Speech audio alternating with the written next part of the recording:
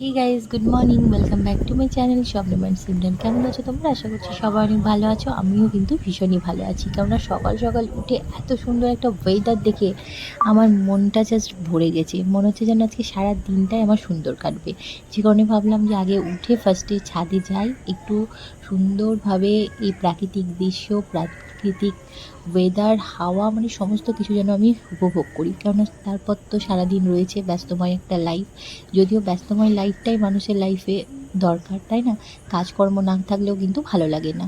তো চলো সকাল সকাল ভালো মতো একটা এনার্জি নিয়ে নিই, তারপর তো কাজে লেগে পড়তে হবে। আর তোমরাও কিন্তু ব্লগটা দেখো, কারণ তোমাদের সঙ্গে অনেক দিন পর একটা ডেলি ব্লগ শেয়ার করছি। আর এই যে দেখো আমার পেছন পেছন কিন্তু এও চলে এসেছে, এখনও পর্যন্ত কেউ ওঠেনি। ওইদিকে আমার পুচকু এবং তার আব্বু দুজনেই ঘুমাচ্ছে। আর আমি সকালে ভাবলাম যে ফার্স্টে আসি, ওপরে একটু হাঁটাচলা করি। আর তো এইদিকে দেখো ও আমার পেছন পেছন চলে এসেছে, আর এদিকে বসে বসে আমার অ্যালোভেরা গাছটা খাচ্ছে। কি আর বলবো বলো।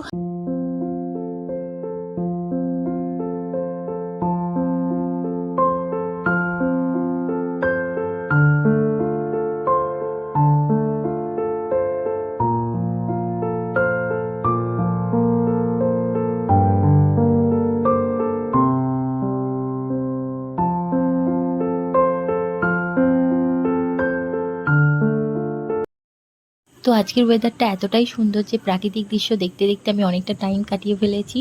তোমার পুচকুকে ওঠাতে একটু দেরি হয়ে গেছিলো, তো ঝটপট করে ওর জন্য খাবার রেডি করে নিয়েছি। খাইয়ে দাইয়ে রেডি করে ওকে অ্যাবাকাসে পাঠিয়ে দেবো, যেহেতু আজকে সানডে।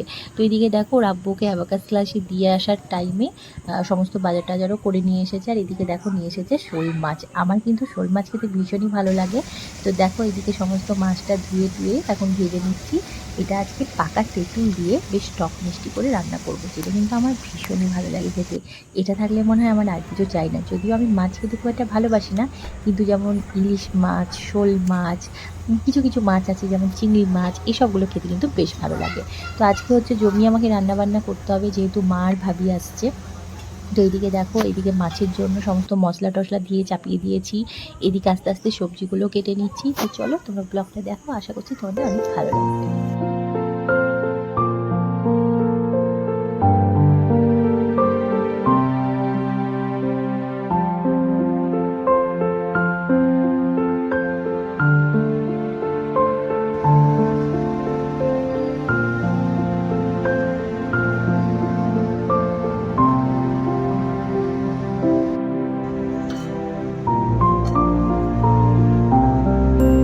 তো এদিকে দেখো চিকেনটা রান্না করার জন্য আমি আদা, রসুন, গোটা জিরে, গোটা গোলমরিচ আর শুকনো লঙ্কা মিক্সারের মধ্যে দিয়ে রেখেছি। ওটা দিয়ে একটা মশলা বানিয়ে রাখবো। আর এদিকে দেখো ভালো করে একটু লেবু মাখিয়ে চিকেনটা রাখলাম, যেটা ধুয়ে ফেলে ভালো করে ম্যারিনেট করে নেবো দই টই দিয়ে।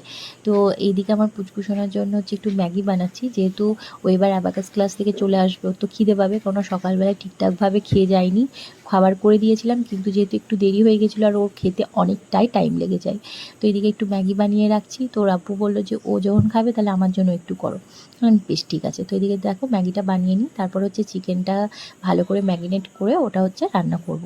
যদিও একটু আগে করে রাখতে পারলে ভালো হতো, তো কী আর করার আছে, অল্প একটু কিছুক্ষণ রাখবো, তারপরেই হচ্ছে ওটা রান্না করে নেব। কারণ এর মাঝেও হচ্ছে আরও কিছু রান্নাও রয়েছে, বেশ কিছু রান্না করেই ফেলেছি।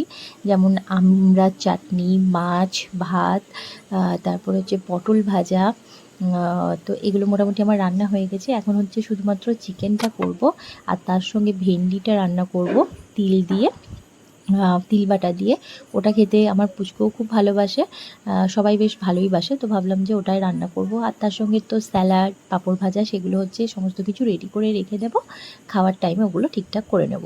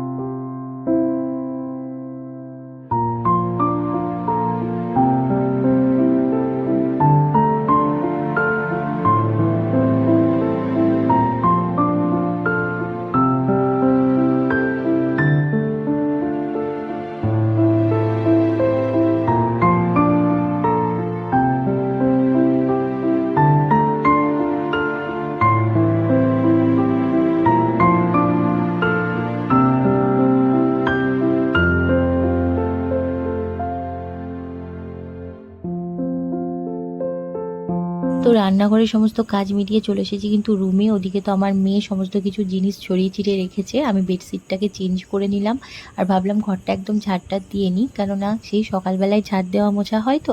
এবার তারপরে কাজ টাজ করার পর একদম একবার ঝাড় না দিলে কীরকম যেন একটা মনে হয়। আর এদিকে যেহেতু ভালো মতোই আবার বৃষ্টি হয়েছে, তো জানলার ভেতরগুলো সব জলে ভর্তি হয়ে গেছে। তো চলো ঝাড়টা দিয়ে নিই, ঘরটার পরিষ্কার করে নিই, কেননা মারা কিন্তু এবার চলেই আসবে। যদিও ওরা অনেকটা আগেই চলে আসতো, একটু কাজ পড়ে গেছিলো বলে আসতে দেরি হয়ে গেছে।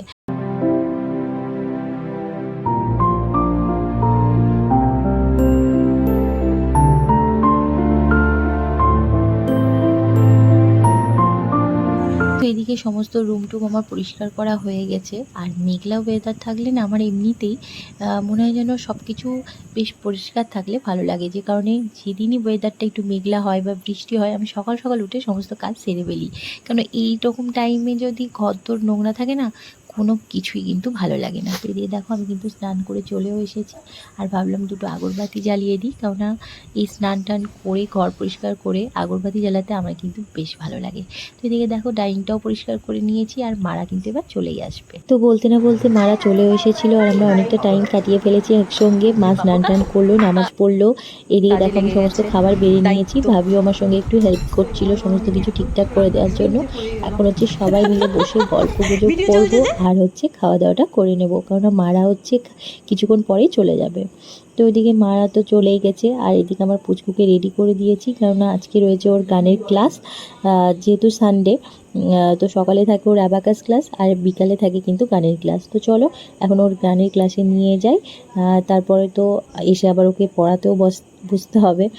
তো যেই কিনা গানের ক্লাসে বেরোবো বলে রেডি হয়েছি, আর সেই কি বৃষ্টি, মানে কি বলবো, প্রচুর বৃষ্টি।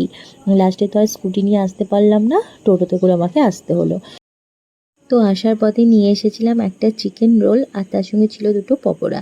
যেহেতু আজকের ওয়েদারটা সুন্দর, সেহেতু এই টাইপের খাবার খেতে বেশ ভালো লাগে। আর আমার মতো তোমাদের কাদের কাদের এরকম খাবার খেতে ভালো লাগে তোমরা কিন্তু অবশ্যই কমেন্ট করে জানিও। তো চলো একে একে হচ্ছে খাবারটা বেড়ে নিই। আর কি বলবো, এত পিঁপড়ের উপদ্রব হয়েছে না, মানে কি বলবো, ঘরে তো শুধুমাত্র পিঁপড়ে, কাঠ পিঁপড়েতে ভর্তি, গায়ে টায়ে উঠে কামড়ে মানে কিছু রাখছে না। তো চলো এদিকে সসটাও নিয়ে নিয়েছি, এদিকে পকোড়াটাও বেড়ে নিয়েছি। এখন যাব হচ্ছে ঘরে, খাওয়া দাওয়াটা করব, তারপরে হচ্ছে মেয়েকে কিন্তু পড়তেও বসাতে হবে।